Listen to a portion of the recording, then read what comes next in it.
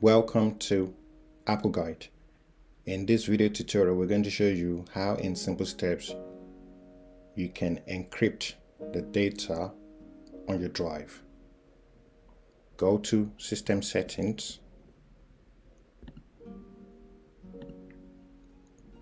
click on Privacy and Security,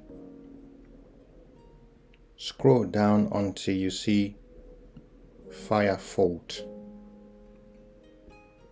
Turn on Fire Fault. Input your password.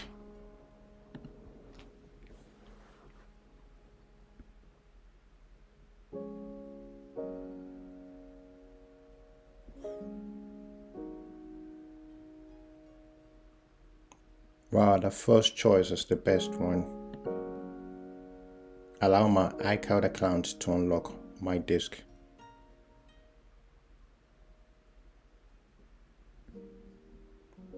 Continue.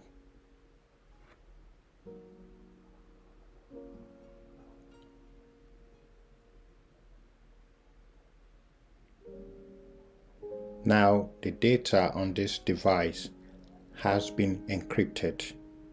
The reason this is very crucial is even though your device might be password protected, but if your device gets stolen, the person can remove your hard drive and install it on another device to access your account details, your apps, your folders, your files.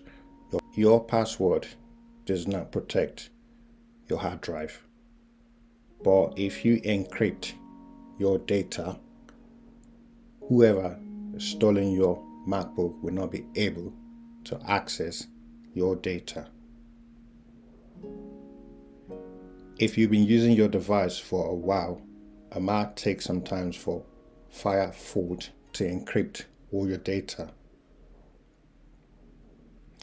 So what you need to do is, if you change your device, you get a new device, just ensure that one of the first things you do is to encrypt your data. This is how you can encrypt the data on your MacBook in case it gets stolen.